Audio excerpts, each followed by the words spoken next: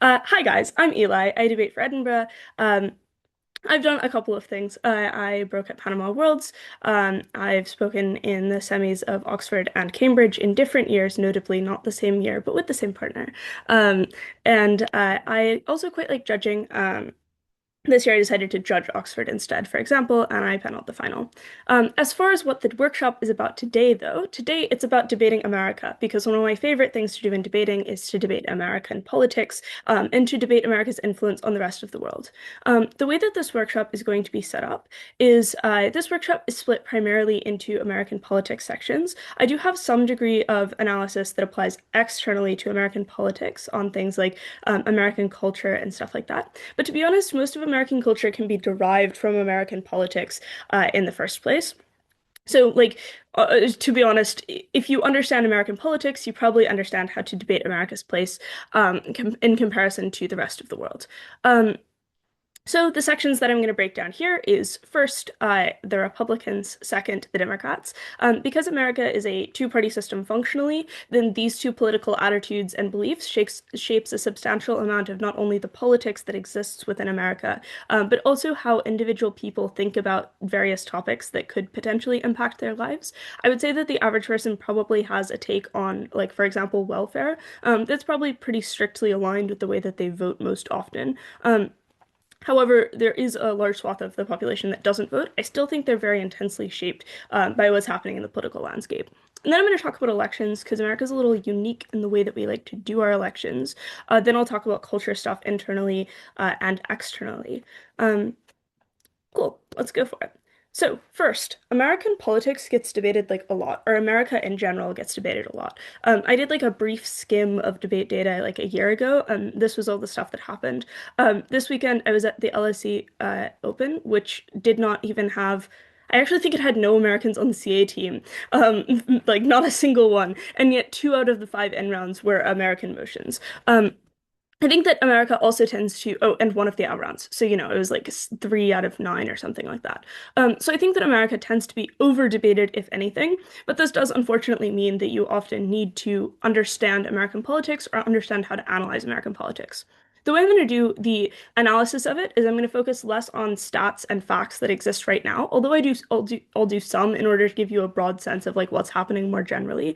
Um, I'm going to try and focus on the root reasons that these things are true, or why these things originally existed. Because I think that from that, you can probably extrapolate a lot of how the winds will shift in the future, a lot of what's happening right now, all of those kinds of things.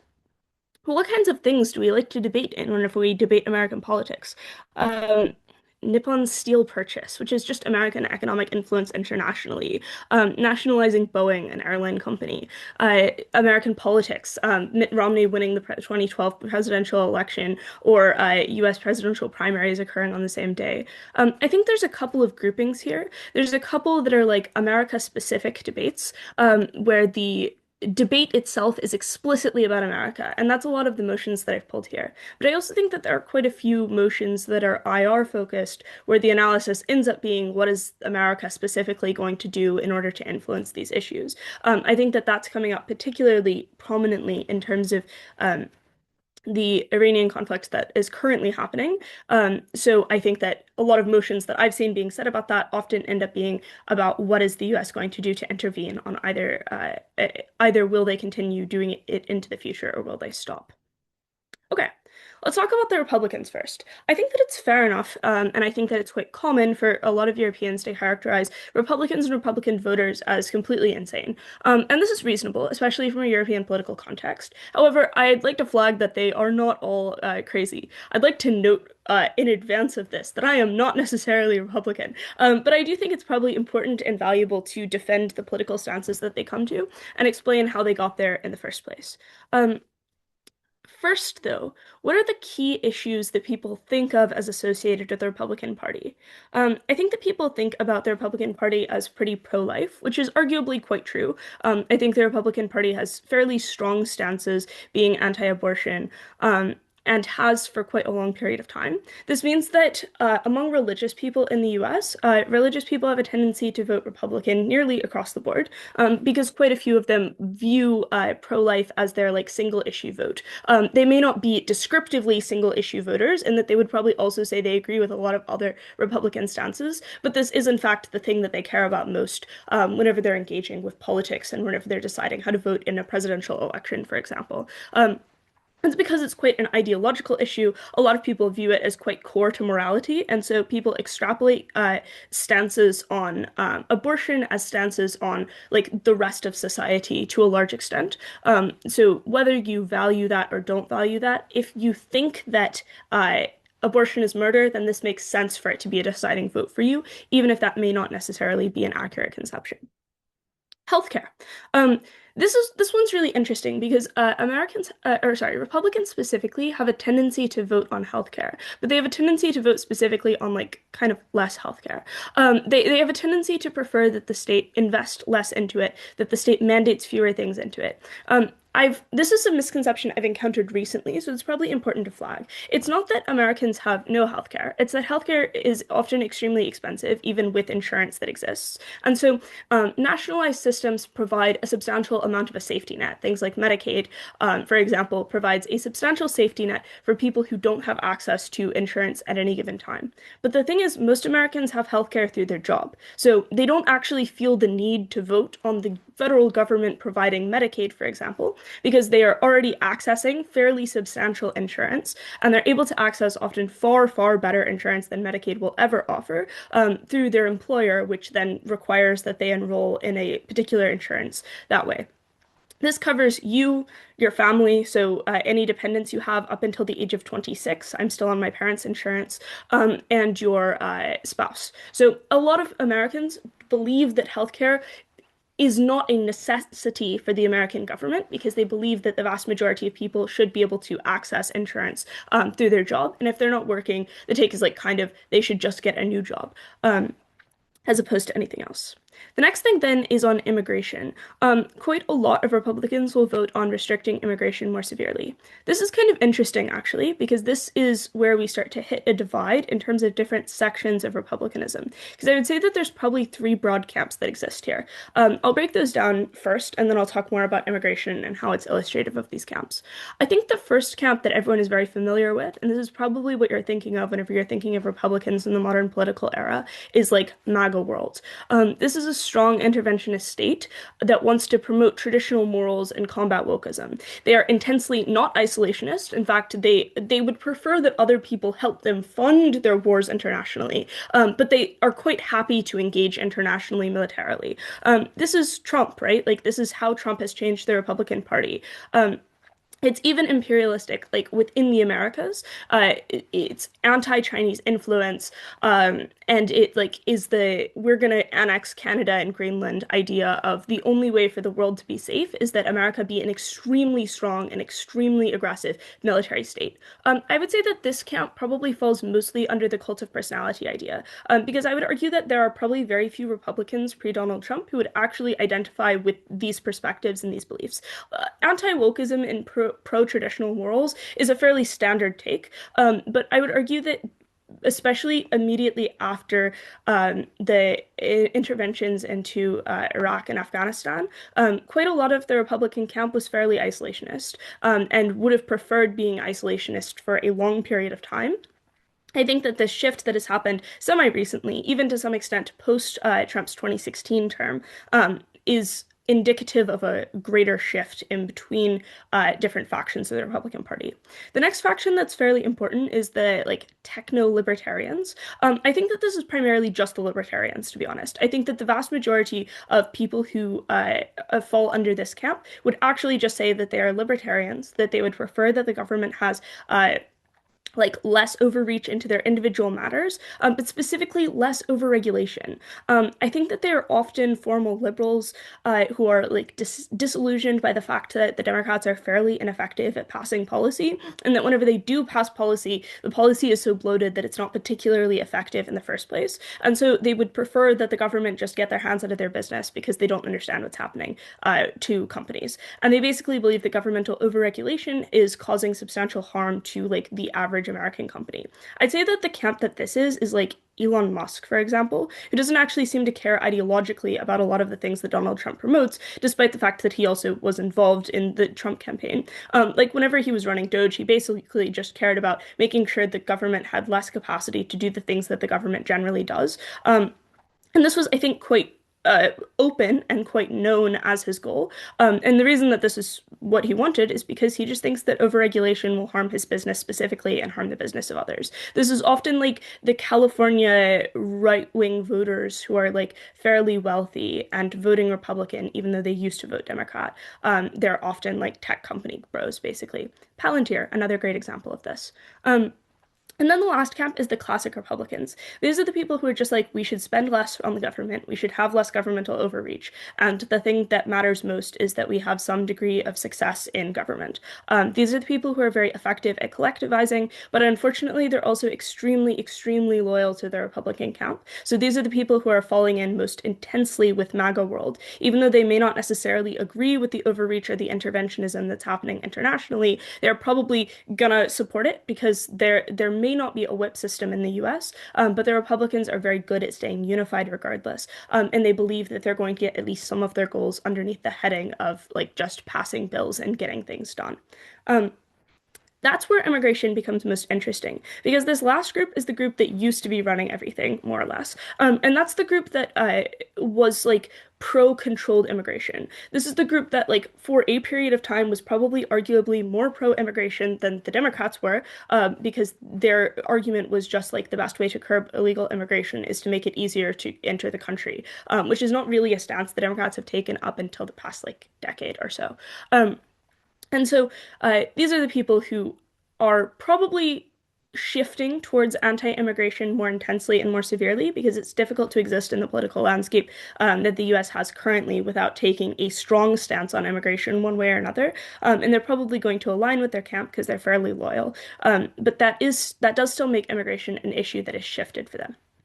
The last thing is probably the most important thing because this is like the core of Republican basics. And this is, in my opinion, the thing that is most likely to make Republicanism fractionalize. Like, this is actually where you're going to get splits between the Republican Party. This is where you get active buyout. This is where you get people voting against bills, like for real, not just so that they can get concessions in them. What the Republicans have always been a fan of is small government.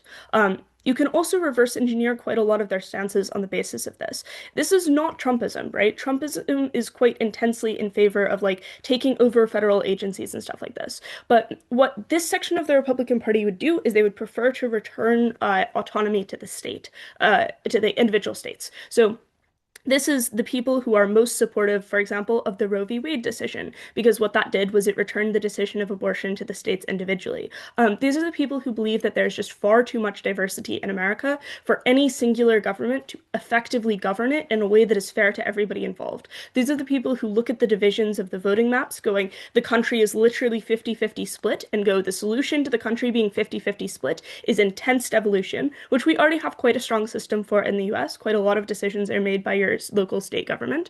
And so what we should do is cut power of the federal government, except basically in the cases of military intervention. And we should prioritize making sure that individual governments can function very effectively. Now, this starts to come into conflict whenever you look at regulations, right? Because most regulations can only happen effectively if they happen nationwide, because that's whenever companies are able to understand what the heck their regulations are supposed to be in the first place. But I think that this is why quite a few of the people who are pro-small government would just be somewhat anti-regulation or pro very, very limited regulations, because they think that the government should only intervene in the most extreme excesses. Okay. So, in terms of reverse engineering, then, I think that you can basically understand what the Republican stance is going to be on any particular issue if you just think about the small government thing, as long as you make a division between like MAGA world versus the classic Republican stance. The average person has had a substantial amount of time to be inculcated in the idea of small government, to be inculcated in this being like their political identity and their political ideology. And I think that most Republican voters would probably say they are still in favor of small government, even knowing what Trump is doing nationwide. And I think that they probably engage in some degree of cognitive dissonance between these two things, or far more likely, they just think the alternative is worse because the alternative is ineffective, and they would prefer some degree of efficaciousness if there is going to be like some degree of government overreach. And I was wondering if the small government point is always relative to power deterred to the local government, like the state level, or if it can also be to other actors. For example, the healthcare example seems to be very related to shifting power to the market, which I think is yeah. also way more common in the Netherlands if we think about like right, left wing Yeah. politics. I think that shifting power to basically anything that's not the federal government is very happy for the small government actors. But I think that they would honestly prefer also taking power away from the like local state governments as well, if it can be done effectively in another space. Like I think they're very happy for healthcare to be done in a private space, and that like makes a lot of sense to them, and they're very engaged with it. I think that most of the issues that they will, well, actually, let me just flip to the next slide. So what are their policy stances? Because I think that their policy stances are like pretty solid at helping you determine and like ascertain what they are. Sorry, I'm making my notes slightly bigger so I can read them. I think their policy stances, like you can see how this starts to trickle down from the small government thing and how the extrapolation works. So they're like slightly anti-immigration these days.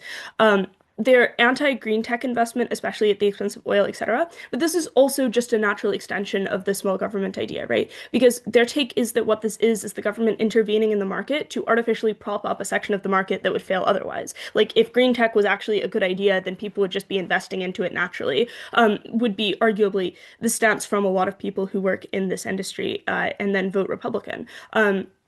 Because they're like, this is a good idea, but the government investing in it is going to be bad and it's going to prop up like artificial companies. They think that delegation of powers to federal agencies and like large governmental power is a bad idea.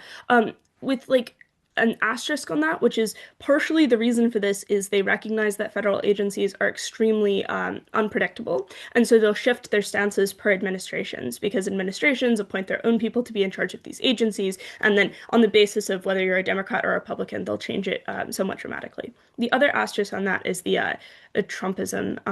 That Trump would actually quite like delegation of power to federal agencies because that means that he can control the federal agencies. There's quite a lot of pushback, even within the Republican camp, even within Republican leaders, against this idea. Note, for example, the Supreme Court decision that came out recently about the tariffs. This was a 6-3 decision against Trump, which meant that there were three defectors from the like traditionally right-wing judges who voted against Trump being able to consolidate substantially more power. And that's because like they are quite traditional and quite classic Republicans who are not in favor of this kind of delegation idea. They're anti-high government spending. This also can be derived just from their like distaste for large government. They just think like the government's not good at it, so why should they be allowed to do it? Anti-abortion, anti-drugs, anti-international aid. I think those things devolve less clearly. It's just facts you probably unfortunately need to know. Hand, Roald. Yeah, I also heard somewhere that actually in aggregate, Democrats tend to be better at fiscal discipline than Republicans. So Yeah, so the how, practicalities of these things is not always like accurate, but this is what the party stands for and what the people think they're voting for. So did you have more of that question? Sorry. no, I was just wondering then how can the Republicans kind of advertise to be the fiscal discipline side of the spectrum? Yeah. I would note that at least part of the fiscal discipline problem is the Democrats really struggle to pass bills. So, like, if you really struggle to get any degree of collectivism around basically anything at all, then it's kind of hard to spend the money. The other problem is Republicans are also substantially more prominent in rural areas, which means that they are just by nature of the fact that they are subject to fewer checks and balances, more prone to cronyism and overspending on individual projects as a consequence of that. However, voting for like the Republican Party is viewed as a vote for lower government spending, etc. They are pro-protectionism. That is the most strange stance and anachronistic to their other general stances. I think that that's probably realistically slightly a Trumpism stance, but I think it's also just a somewhat a practicality stance in that quite a few of their voters are just working in industries that are dying, and so those voters individually may support protectionism, even if it's not consistent with the rest of their ideology. They're pro-low taxes, which then matches with them being anti-government, anti-high government spending. They're pro-military investment because they believe this is one of the few things that the federal government can do uniquely and the states cannot do nearly as well.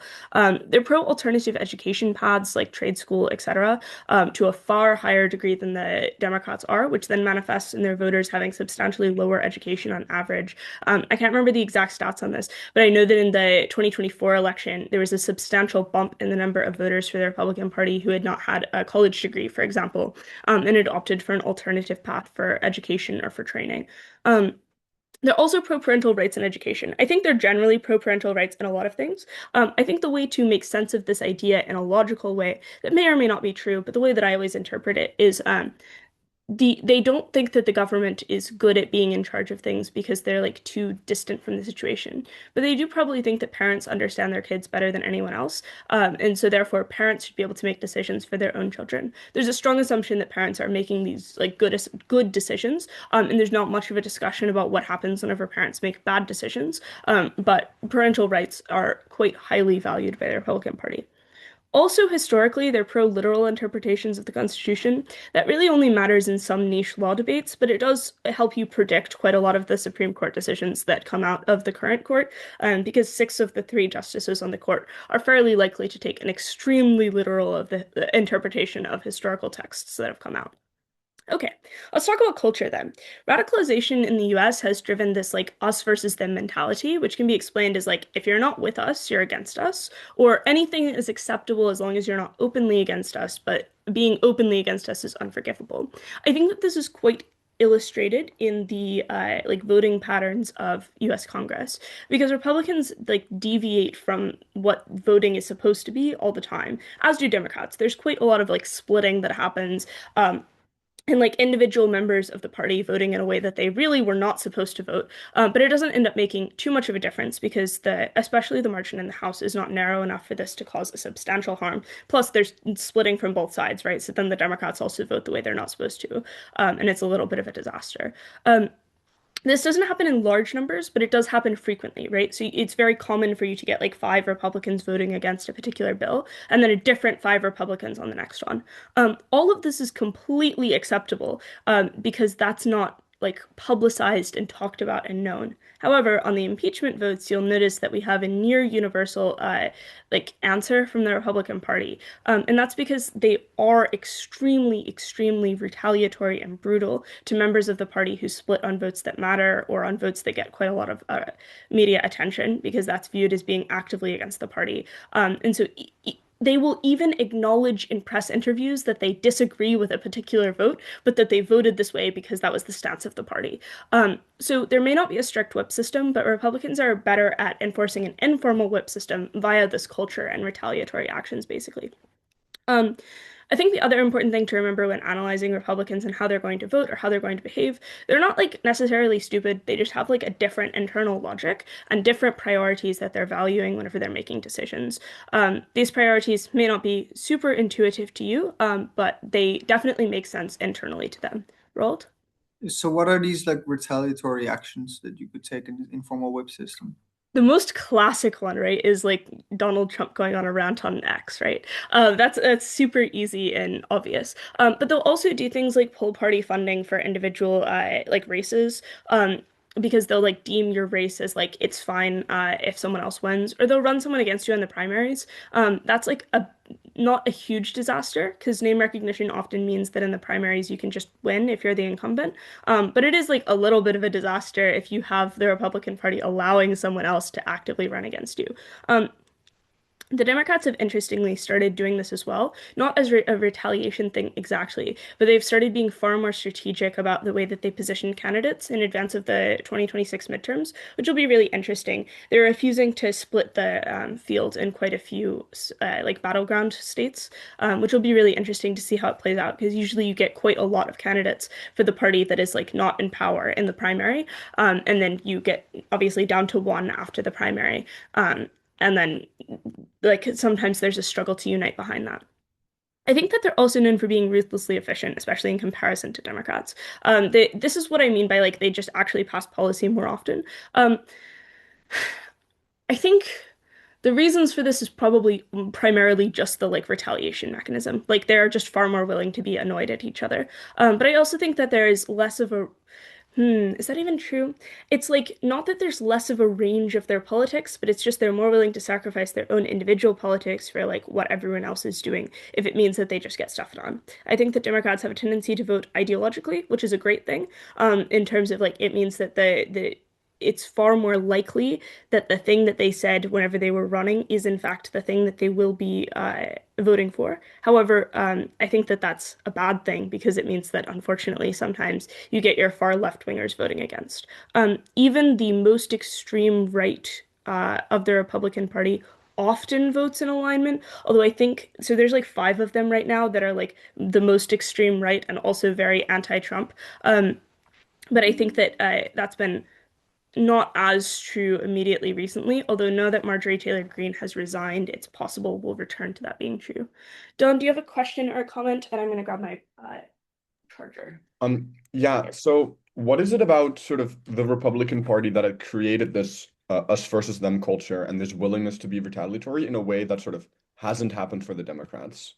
Yeah, I think there's a lot of different reasons that it could potentially have come about. I think it's partially that Republicanism is far more of an all boys club. And I don't mean that as literally as like it is just all boys. I mean, it's like that's kind of the culture they've grown up in and been inculcated in. So it's like the sports team idea of like whenever you're on a team, you fight for the team, even if you may not necessarily agree with the play, or like those kinds of ideas that are just very intensely instilled. Whereas I think that Democrats tend to value individualism to a much higher degree, and so they teach and press on individualism, and like the idea of like questioning the things around you to a much higher degree than like Republicans do broadly, which then results in this like you must agree with us thing. I think there's also a very effective weaponization in Republican, like not extremist, but like semi-extremist branches,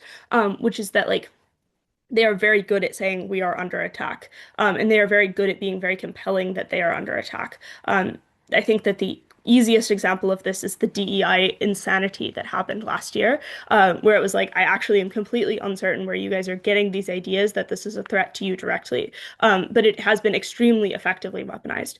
I think for whatever reason, the Democrats are just less good at doing that thing. Okay, let's look at their demographics. I am taking the most time on this because I think it's the thing that's like slightly most mischaracterized in debate and therefore then misanalyzed. And it then results in like, trickle down problems for the rest of the debate at the very least, if not just a weaker stance. Because I think that the strongest stance in most debates is often the truth. So in the 2024 election, who voted red?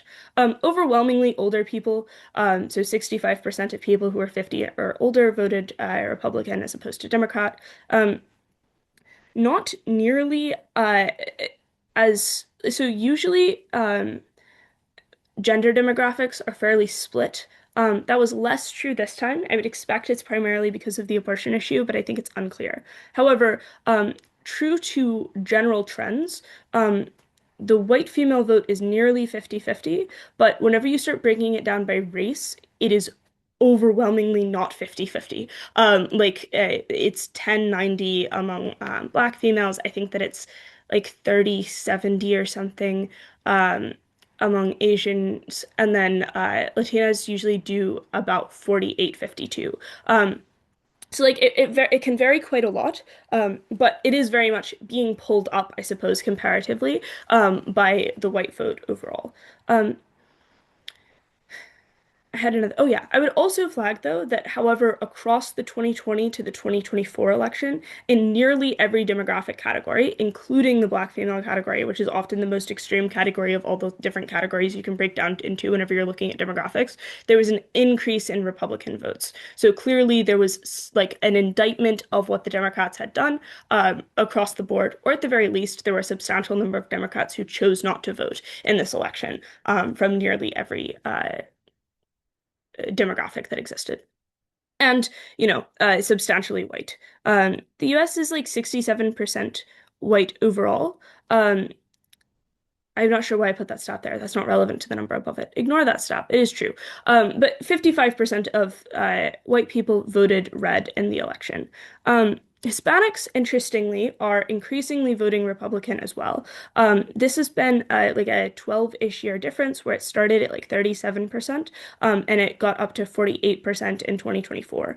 It has increased every single year. So there is a strong trend of Hispanic voters trending towards the Republican Party. They're expected to be the predominant vote of that specific demographic group. Not in the next election necessarily, because it's very uncertain on how that one will go, but in the one after that, that there is a strong trend that is likely to persist to some extent.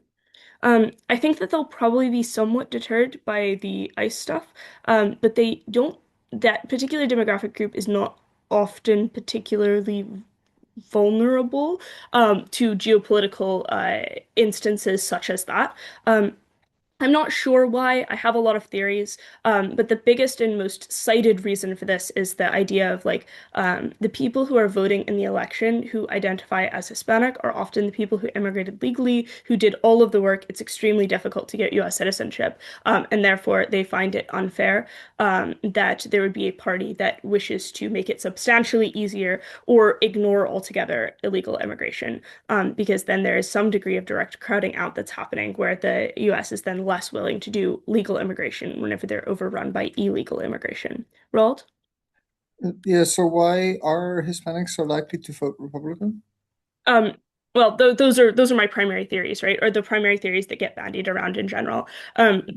The other reason is they have a tendency to be extremely religious. They have a tendency to be fairly conservative. So if they're voting on abortion, they're going to vote red. If they're voting on finances, on average, they have a tendency to be conservative financially, and so they're going to vote red. I think that also the kinds of industries they work in are the kinds of industries that access protectionism metrics from like the Republicans whenever they decide to do those. So like quite a lot of Hispanics in the US work in steel or work in steel manufacturing. So those kinds of things make it very attractive to vote red in those cases. But then the other things are also fair, like crowding out mechanisms and stuff like that. There's a lot of discourse and discussion from that particular demographic in the US about like how it's unfair to expect them to vote on immigration as a single issue, and how there are other issues that they value and think about, which I think is also a fair enough criticism of people who are questioning that particular voting trend.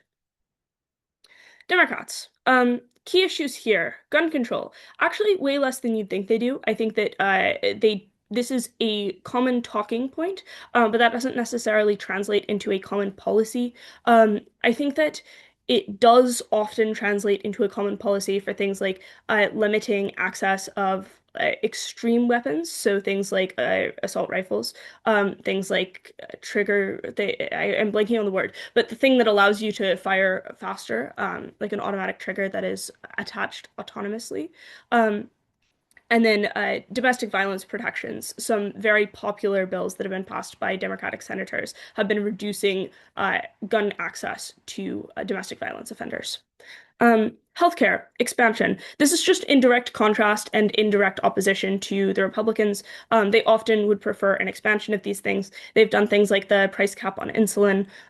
They have done things like fund. I think there have been a few court cases that have been funded directly by the Democratic Party that have been challenging prices of specific healthcare uh, options. I think one of them might have been the class action lawsuit about against EpiPen, in which they were vastly overcharging for EpiPens, and they made them cut it down quite a lot and also pay back quite a few people. I would say this is honestly maybe even more of a war of retaliation at this point, and that it's a thing that's extremely in the public consciousness because the Republicans are constantly complaining about it, and so it continues to be in the public consciousness as a consequence. But I think that it's also valid. DEI, yeah, they really like social policy. This is a thing they're very willing to pass policies and bills about on like literally every metric, whether this is about gender equality, whether this is about like social equality for the LGBT community, racial discrimination laws, all these things. They're pretty into that. Pro-choice, another most direct clash, reversal of the Republican stance on choice. The last one that I was struggling to place in terms of their official stance is on international intervention. I think it's actually very difficult to determine what the heck the Democrats, as a Democratic Party, think about international intervention. There are quite a few conflicts on which the official stance of them specifically, but also the US government broadly, is to not comment. For example, Taiwan, from which you cannot get a straight answer from literally any US official ever, because they just refuse to comment on it. But I think that this also ends up manifesting in Democratic senators and House of Representatives members being asked questions and being challenged directly on their stances about international intervention into various conflicts and not having an answer. There's a great quote that the Financial Times published about Alexandria Ocasio-Cortez trying to answer a question on Taiwan, and I really genuinely have no idea what she said. It got made fun of extensively, I think quite validly, because even the like highest up members of the Democratic Party really struggle to take clear stances on these things. I think they are probably anti-international intervention. I think it is slightly unclear to me whether they are anti-international intervention because the Republicans are pro it right now, or if that's because that's an actual party stance. So policy stances, by the way, I pulled all of these from their most recent manifestos, the policy stances on both. So this is also specifically what they say they care about. They're anti-guns, they're anti-military investment. They're anti-agricultural subsidies, which is interesting and extremely strategically unwise, because quite a lot of the rural areas will vote on agricultural subsidies. This is the cheese lobby, or like, I don't know if any of you have ever watched The West Wing, but there are like entire episodes about the corn lobby in The West Wing. That's very much a thing. It's very real and legitimate. So being anti-agricultural subsidies is a silly thing to be, but they are it anyway. They're anti-oil investment. This makes perfect sense. They're pretty anti-fracking. I will flag, though, that the average American is not necessarily anti-fracking. I think it's very easy intuitively from a European stance to be like, oil is bad, oil is a disaster, environment harmed, this is bad and a disaster. But I think that the average American doesn't care that much, to be honest. Like, I think that so one of the things I'll do every once in a while just to like make sure I'm keeping up on the news in the US is I'll switch my phone to a US VPN, and I'll go and check the news websites. And the way that they discuss and talk about issues is a great insight into what people actually think. And even left-wing newspapers are not being very critical of fracking right now. They are discussing it as though it is slightly positive. So I think that probably the stance on being anti-oil investment is not actually that strong of a stance, and might be a stance that they're a little weaker on, more broadly. I think that this is kind of a problem with a lot of the Democratic Party stances in the modern era. I think that they have a tendency to flip-flop, or not even flip-flop, but refuse to defend their stances, and they have a tendency to overcompromise, which then results in their ineffectivity, because they really struggle to pass policy, not only because of internal member defections, but because the final bill that's being voted on is often not actually reflective of what their goals of that particular vote was. They're very pro-LGBT protections. They're pro-high taxes, specifically high corporate taxes, although they get, knocked around about this quite a lot, and they don't always end up actually passing those things. They're very pro-government investment into social programs. I think this is probably the most valuable thing that the Democratic Party does and is effective at passing bills in regards to, because I think that they are actually able to successfully pass things like expansions of Section 8 housing, which is like housing for people who don't have access to housing. I also think they're really good at this on a local state level, government investment into social programs. So like Houston has had a Democratic mayor for had up until actually, no, we still have a Democratic mayor. Anyway, Houston has a tendency to be fairly Democratic despite being in Texas. And our mayor, not the last one, but the one before it, who is Sylvester Turner, brilliant guy, actually. He passed away recently.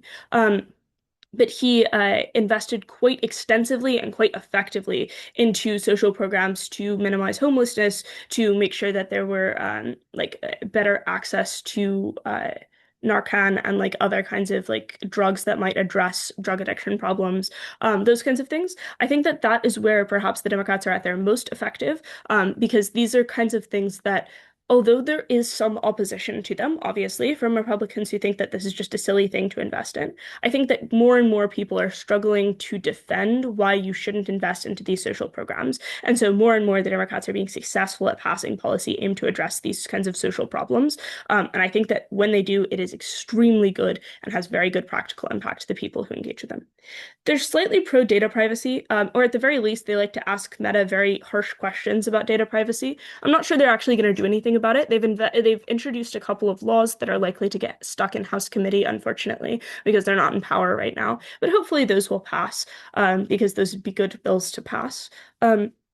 Pro-abortion, pro-healthcare support, pro-international aid. Healthcare support is the way I phrase that because they also quite like the existing system in which not everyone has, like universal healthcare is a thing that some people talk about, but even whenever they talk about it, it's rare to find a Democrat who talks about it and actually means a system like the NHS in the UK, for example. I think that they are somewhat pro some degree of private insurance continuing to maintain a standard. They're also pro-international aid, or at least comparatively pro-international aid. They often vote to do things like send money to Ukraine in a way that the Republicans do not always vote to. This also means they often vote to do things like send missiles to Israel, and the Republicans sometimes are voting less against are voting less for that than the Democrats are. But it does mean that it passes quite substantially and quite over the top with lots of numbers. Okay, elections. The most important thing to know about this is that there are just a lot of elections in the US, and this causes a lot of problems practically, because you have national and state elections, House, Senate, presidential races, then state House, state Senate, judicial, and board races.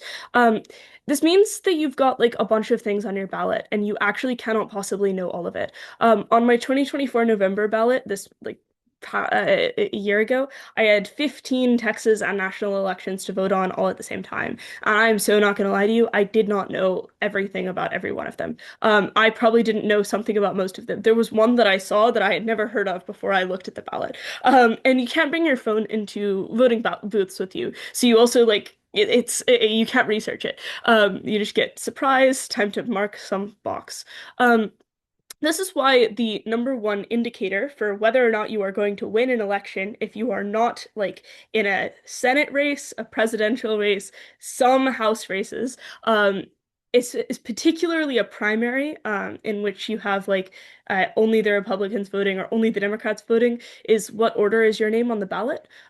Because a lot of people are clicking the first one. And they don't really care about the second or the third one. If you are second and there are three, you are not winning. In fact, you are not getting above like 20%. So most voters in the US don't know very much about the people that they're voting for. So they're voting on the basis of the party policies that we've discussed earlier, their understanding and perception of the way that these parties are going to behave or the way that they're going to engage. There will be occasionally things in which you can name recognition your way out of this. So like the Senate race, you probably know who's running in your local Senate race. That's pretty big. It only happens once every it happens once every 4 years and then every two. Basically, it happens twice every 6 years is the real answer. It's difficult to explain exactly when it happens, but it doesn't happen very often. So you probably actually do know who those people are. There's only two of them. You probably know what's going on in the presidential race, but this is why you'll get like sweeps whenever one particular candidate is doing very well in a presidential race, and then that translates to a substantial win in the House or the Senate exactly, because people don't actually know who they're voting for most of the time. Funding structures. Yeah, so this is you get a lot of money from like the Democratic Party specifically or the Republican Party specifically. They'll fund a substantial portion of your campaign, but you'll also get direct donors. And thanks to lots of fun and exciting court cases, such as my personal favorite, corporations are people too. You can get quite a lot of money from these people, or sorry, corporations, that is not restricted by the same funding limitations that exists on individual donors. So individual donors cap out at a certain amount of money. It's not very much money. I think it might be 3,000. But once you do it through a corporation, you're not capped. So you get quite a lot of money through corporate interests. This means that, unfortunately, corporate interests are extremely prevalent, regardless of which party you're running for, because it's very difficult to get that name recognition in order to override, for example, your position on the ballot, unless you have external funding. How do you win? You win by being the right candidate in the right state. You win by having the most interesting name. You win by being first on the ballot. You win by happening to do something that means that you have enough name recognition to override the fact that there are 15 names that someone has to remember in order to fill out a ballot that accurately reflects their desires. So realistically, this is where you start to get strategic from the parties, where they will run candidates in certain positions, knowing good and well that those candidates are going to lose those positions just because they want them to get experience at running a campaign, and then they'll move them to another place and run them again, where they're going to win this time, now that they have substantially more experience in how to run a campaign and how to do all the schmoozing. Once you win something, then state government has a lot of power. So honestly, being in state government, not shabby. This is how you distribute local relief funding, for example. Like whenever Houston got hit by Hurricane Harvey, then the state Senate and the state House had to approve giving money to Houston in order to rebuild. Those kinds of things happen at the state level, not necessarily the national level, although there's also separate national money that will also be distributed. But it is probably important to know that one. The only reason I think that's important to know is specifically because someone won a debate by being like, you're not going to be able to fund you're not going to be able to get national help with your emergency services, but also you have state help for this emergency services and stuff like that. Lots of local stuff that happens as well. This is the mayoral stuff, the judicial stuff, the police and council races. This is the most random, the most difficult to win on purpose. Oftentimes, these are swayed by special interests. So what I mean by that is things like the local prosecutors will all have a voting card that will tell them how to vote on each of the judicial races. And because this is not a large proportion, but a large number of people who are not voting at random, and everyone else is kind of voting at random, then this means that they will sway these races quite significantly and substantially. This is what the 2024 presidential election results by county looked like. The shade is the degree of the win, and then the size of the circle is how many people.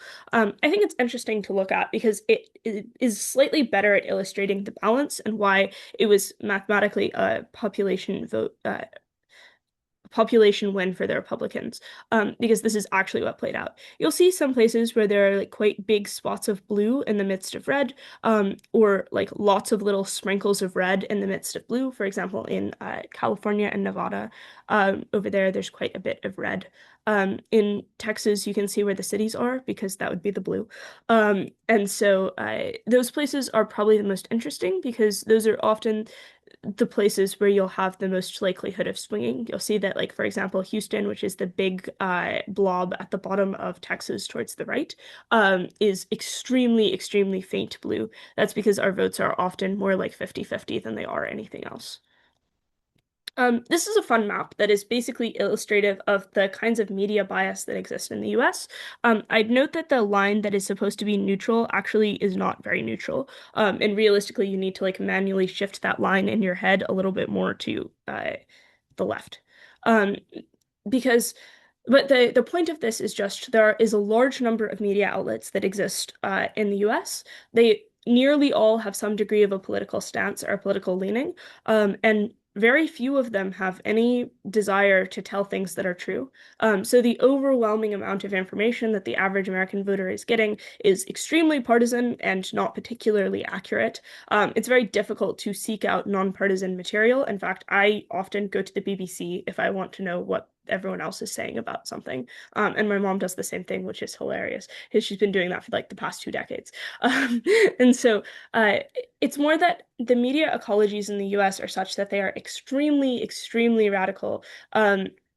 And they're also very likely to be influencing people's understanding of the world because you're probably engaging with some kind of news somewhere, even if it's just like it's playing in the coffee shop while you order your coffee. And the decision of whether it's CNN or Fox News is a huge decision for any particular coffee shop to make, for example. Swing voters. Most of America actually probably falls into this category. There's a study that says something like 40% of Americans are independents. Oh, wait, sorry. First, Martine. Yeah, sorry, I was a bit late. What is there a specific reason why it's particularly polarized or politicized the media landscape? Because Yeah, I think part of it is Americans have elections all the time, so the media landscape has to be political all the time. Like, and our elections take forever. Like the midterms we've been talking about for a month. The midterms are happening in November. The midterms are an election that's nearly exclusively for 1/3 of the Senate and every single House of Representative member, but nothing else is really getting elected on this 2-year section. Probably some local races will happen that I don't know about yet. But that's most of what's happening. And so we'll have primaries in another month, or maybe we're having them now. Actually, no, we're definitely having them now through the next month. And that will be whenever, individual parties determine their candidates. Then we'll think about it for an entire summer, and everyone will talk about it for an entire summer, and we won't have the actual election until November. Similarly, the presidential cycle takes a really long time. You start to hammer out who your candidates are in like November before, and so it takes nearly a full year. I think that that's a large part of it. I also think that it ends up being very polarized because there are only two options. And so like natural extremism analysis probably applies here in terms of like you have an incentive to get people to buy into you. Unfortunately, telling the truth is not a very good reason to do that. Swing voters. The trick of swing voters is honestly just convincing them to vote in the first place. Convincing areas that have extremely low voter turnout that they should actually be voting, and in fact, they should be voting for you. Again, 40% of Americans would say that they identify as independents, which means that 40% of Americans are basically up for grabs. But of those proportion that say that they are independents, because note that this was a survey that didn't survey every American, obviously. But of the people who responded to the survey and said that they were independents, quite a few of them, in fact, it was maybe like half of them, actually did in fact end up voting in the election that they were being surveyed about. So I think that even people, and obviously they had to pick a side because that's how our political system works. They are just persuaded oftentimes on the basis of what is happening immediately closest to the election. But I think that you can also think about basically anything the US does as a result of trying to convince these people that they ought to vote. For example, the US has our fiscal year set from July 1st, which means that the US budget is oftentimes passed or not passed immediately before the election happens, which then means that you're able to claim all of the wins for what's happened in the budget in your local constituency whenever you're running for it. And you haven't had it be implemented long enough for anyone to know what the problems are with that particular budget. So if you've gotten money for investment into a particular piece of infrastructure, you get all the benefits of it, and then none of the harms because people have 2 years to forget that that's your fault. I think that basically everything in the US is on the basis, is designed around this basis, an idea that you need to persuade people to vote, and you persuade them to vote by convincing them that you've done something nice for them. Lobbying is the next thing that matters, that I'll spend like an amount of time on, and then everything else is like extremely brief. Lobbying is important to understand how it works first and foremost, because I think it's mischaracterized in the US, or in the US, in debate in general quite a lot. Lobbying is paying someone for the right to have a conversation with them. That's primarily what it is. So individual corporate interests will offer to donate to someone's campaign, and in exchange, they will get to have a meeting with them, etc. So this is direct lobbying primarily. This is the like equitable kind of lobbying, but it's also the legal kind of lobbying. So any kind of lobbying that's like, if I do this, then you're going to do that for me, is like not legal, or not particularly legal. So primarily it's informative. It's the right to tell someone exactly what you want them to believe about an issue, and they have to listen to you. But even the most extreme forms of quid pro quo lobbying can't actually convince people to vote for something terrible. And the reason for that, or it can, but like it's very difficult. And the reason for that is because you can't actually buy votes. The most you can buy is advertisements. So like you may be like, I will invest substantial amounts of money into your campaign if you give me X thing, and if you vote in X way on a particular vote. But the only thing that person can do with that is persuade people that they're a good candidate. And so for someone who doesn't have a particular amount of name recognition or is in a less important race, this maybe works. But it works far less well for the Senate and the House, because these people, like, if they vote for something that their constituents hate, they are still going to see the blowbacks of it. They're still going to see the consequences of it. And so they oftentimes just won't do that. Then you have indirect lobbying, which is like grassroots lobbying. The way that that works is like you fund things that might theoretically help the people who you want to convince of something, and therefore they think that you are a good player and that you ought to be allowed to do the thing that you want to do. The benefits that they can offer is future jobs after they exit politics, expertise and information, fundraising, and constituent endorsement. The endorsement thing is probably the most important for individual, or sorry, the fundraising thing is definitely the most important, but constituent thing is probably the second most important, because this looks like the trade union has agreed to endorse you, and therefore they'll send out their little voting card that all of the trade members will take into their booth, and they'll have your name circled as opposed to anyone else's name, which is probably pretty valuable when you're trying to get votes. Internal stuff. Religion is ever decreasingly a factor of culture, but it still matters intensely in some circles and is pretty influential. It does make for good analysis if you're trying to explain a facet of American culture, because it's probably because of historical religion. Religion is, on average, fairly Christian. It's not particularly diverse in terms of other religions, although they do exist primarily via immigration. And it is extremely concentrated. So religion is definitely a huge factor in the American South, far less a factor in cities. I would say cities are probably about as agnostic as most cities in Europe are. But regionally, religion matters quite a lot. Roald? Is a Protestant Catholic divide relevant or not really? Not really. I would say the only thing it's like, well, it's not even the divide that's relevant for it. The only thing that's relevant for thinking about it differently is that the Catholics, although they are not pro-abortion, have less of a tendency to vote for on the basis of abortion than the Protestants do. Not sure why. I had a thought on that last week, but I was discussing this with someone recently, which is the reason it came to my head. Outside of that, the Protestant Catholic divide is not a thing I'd really even thought of until I came to the UK. So that was like, it's definitely a thing that people think about a tiny bit, but it doesn't very much play out into people's everyday lives. It also really, really doesn't matter in the American South because there's not very much of a divide, like there's not very much Catholics. There just aren't enough of them for them to matter substantially. What does matter in the American South is church splits. Those happen all the time, kind of for fun. Not actually, but it kind of feels like for fun. And the way that they often manifest is more just like, we're not going to talk to those people anymore because they are bad and heathens. And then they still all do exactly the same thing and go to churches that are next door to each other and have, roughly half of each other's former congregation. The military-industrial complex is often justified by external threats.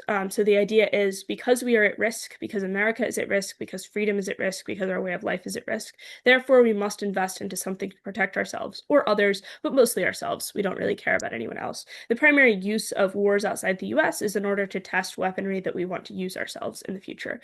So very helpful. Good guinea pigs there.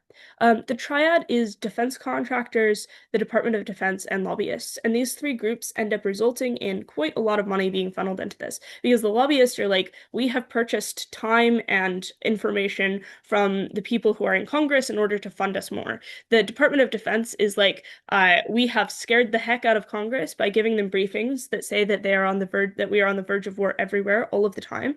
And so they want to fund us more. And defense contractors are like, we love taking money from the US government, and we are going to fund quite a lot of this money back into the US government giving us more money. It stimulates the US economy to such an extent that I genuinely think there is a decent chance that if the military-industrial complex fully collapsed, that the US economy would take a really, really big hit. Maybe not fully collapse because that's quite an extreme take for such a big economy, but it is very reliant. This is what we do with our steel most of the time, for example. It oftentimes drives technological research and development. Like this is one of the reasons that research and development happens or is able to get funding in the first place. It also shapes the public perception of military and media production. Things like Top Gun are like directly endorsed by the US government. I think they might have been funded by them partially. But they do these things in order to persuade people that, yes, you should join the military and it's great. Part of the flag here is Another way that the money funneling in goes is it's not just directly to like building more things. It's also into programs like the GI Bill, which means that if you do 4 years of service, then you get your university paid for. That's a great deal for a bunch of people who actually don't care about the military at all, and in fact might even be somewhat anti-military. But if you're poor and you really want to go to college and you can't pay $80,000 a year, which you can't, then it's a great deal to go and sell your soul for 4 years and then come back. Especially until recently, it was viewed as like not even, well, I mean, no, it wasn't, it was viewed as not even particularly dangerous. This is because the US sentiment surrounding Afghanistan had sort of died off post like 2011, 2012. And so we knew that people were dying, but it was like, what are your odds of actually dying, man? I think that now people have more of an understanding of what they're opting into, but it does mean that there are just a lot of people in the military who don't actually care about being in the military. It's not particularly transparent and makes it slightly difficult to research. The reason for this is obviously just that no one in the US wants to share military secrets internationally. They don't want anyone to get a clear understanding of why we invest in the military, which would then allow, like, I don't know, places like China to influence us into doing this less, etc. I would say that it does massively change the public perception of government oversight and privacy laws, because the military industrial complex and these external threats that are justified are also used to justify spying on internal, like, US people, right? US citizens. I think that ICE is defended quite strongly via exactly the same narratives of the military industrial complex, that these are people who are a threat to us, that they are dangerous, and that they are going to take over our country if we don't get rid of them. I think that a lot of Americans who are okay with the fact that, like, for example, the Department of Health has sold a bunch of data to ICE, and things like that. A lot of the Americans who are okay with that are okay with that because they're like, but the government is trying to do this on our behalf. They're doing it to protect us, for example. I think that this is most obvious in propaganda. I think it's most obvious in the way that people talk about the military and discuss the military. I think it's obvious also in the kinds of laws we have. Things like flag desecration is very much rooted in making sure that the military industrial complex feels invincible and it feels like it's defending something that matters. Because if you idealize America to a huge extent, then I think you're far more likely to be willing to kill to defend it.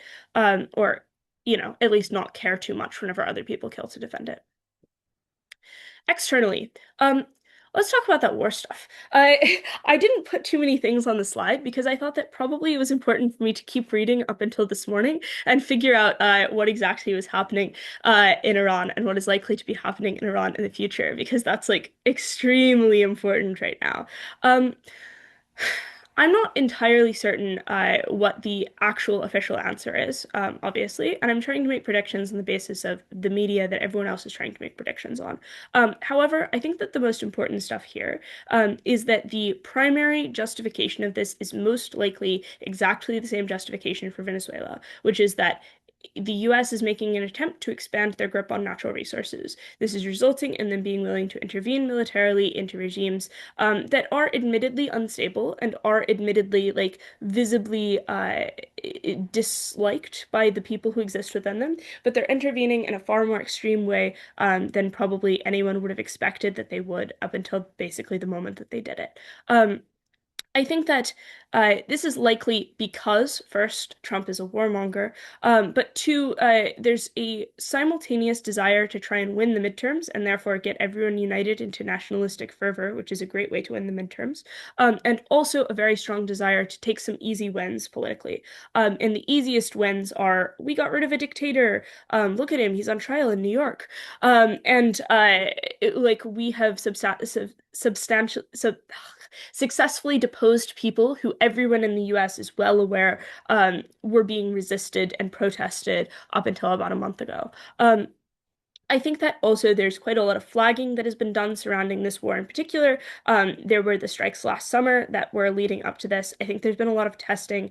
And I honestly think the decapitation strategy, although it was probably not done in the best way possible, was at least extremely well planned out and thought out, even if, maybe they didn't execute it. I think that the problem is likely going to be the withdrawal, but that's what everyone's saying. The reason the withdrawal is a problem is because Americans actually hate being at war. We don't like going to war. We don't like sending people to war. We would way rather keep investing into our pretty little missiles and not have to spend more money on them than we have to. And we would really, really not like to send people overseas again because we are extremely upset. And I say we, I mean like literally, regardless of whether you participated or did not participate in the war in Afghanistan or in Iraq, you probably on average think it was a bad idea. Or at the very least, you think it had bad effects on Americans to send people internationally. Even my most extreme Republican family members have this take, or at least this is the take that they've expressed to me, that this kind of intervention is not a good idea, and that you need to withdraw immediately. The problem is it's very difficult to withdraw once you set up a poor line of succession, which is basically what's happened in Iran. That unfortunately, they did not successfully manage to kill the Ayatollah's son. He's now been named the new Ayatollah, and they tried really hard to kill him. So the failure to kill him is a bit of a problem because it seems like he now hates us. This is like somewhat predictable and unsurprising.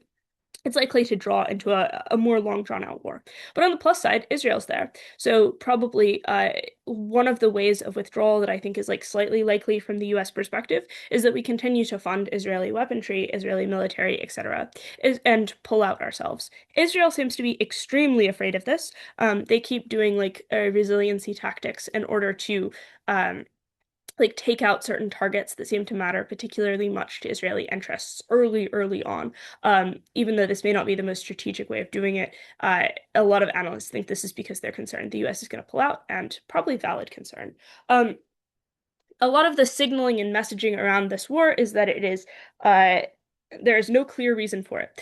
What I mean by that is a bunch of Republicans have said a bunch of different answers. Probably the most real answer is the oil stuff, but it could also be like any of 100 different answers that we've been given, both by like Donald Trump, but also by other high-ranking Republicans, Pete Hegseth, for example. In terms of implications and impacts, the US willingness or not willingness to continue this war for a long period of time is going to be extremely dependent, I think, on the internal political situation. So extremely dependent on whether Americans are willing to support this, whether it looks like they're going to lose the midterms. And I think that these kinds of things are difficult to tell, but probably keeping an eye on the news will be a great thing. If you notice him start to fire his Secretary of War, I guess it's war, not defense now. If you notice him start to fire his Secretary of War, then probably that's an indication that he's doing some cleaning house and he's going to change course on this. The Democrats, however, do not seem to like this one at all. So I think it's fairly likely that if there is a shift in power, or if there is any capacity to send this even back to Congress, that there will likely be some degree of withdrawal that is mandated by Congress. Even though the Democrats don't control the House or the Senate right now, they're probably likely to after the midterms, and the Republicans are not particularly happy about this either. They would like it to not continue. They know it's unpopular. They know they're going to lose. These are just some fun maps. I'll send the slides over so that you guys have access to them. But this is like import and export maps. This is percentage of imports and exports by dollar. Here's the exports. Or this is the imports, this is the exports. Some maps of international relations in general. That is the primary bulk of the workshop. I have like a fun little policies on China joke that's basically like, guess who did it? The Republicans or the Democrats? And the answer is their policies on China are nearly universally the same, basically always. There's not a substantial degree of difference in the way that those two parties handle China specifically. Julia? Okay, so I wanted to ask this question before, but I was on my phone and I couldn't. No worries. There's my hand. So the question is, I encountered lately that in some motions there's said that strategic ambiguity was done only by Trump, but when it comes to external relations.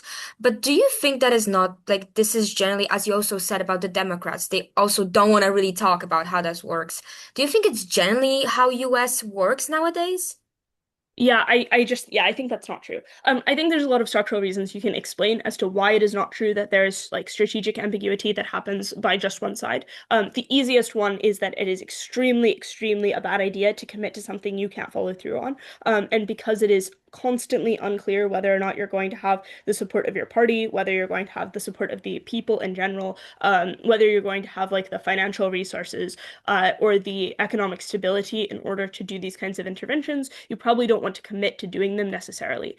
This is why the US will not take a stance on China and on Taiwan and has never taken a stance on Taiwan, because we do not want to get scraped into a war if China ever does actually attack Taiwan. We don't want to be obligated to defend them.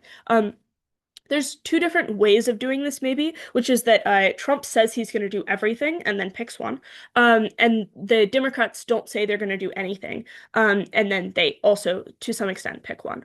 I think that this is probably going to continue. I think this is generally the American policy. I think it honestly has been the American policy literally since World War II, in which actually maybe World War I, in which we were very unclear on whether or not we were going to join up until the exact moment that we joined. I think that America does not like taking stances on international relations because it is messy and dangerous. Oh yeah, but if that's the presumption in the motion, then I kind of disagree with those CAs, but I guess you can just like deal with it. I don't have a bunch of advice because I don't know the motion itself. But like if that's the presumption in the motion, unfortunately, I guess you do have to accept it. But I would probably accept it in the softest way possible.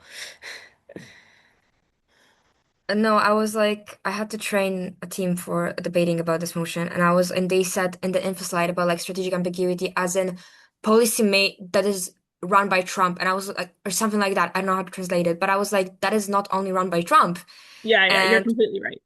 yeah, okay, so I was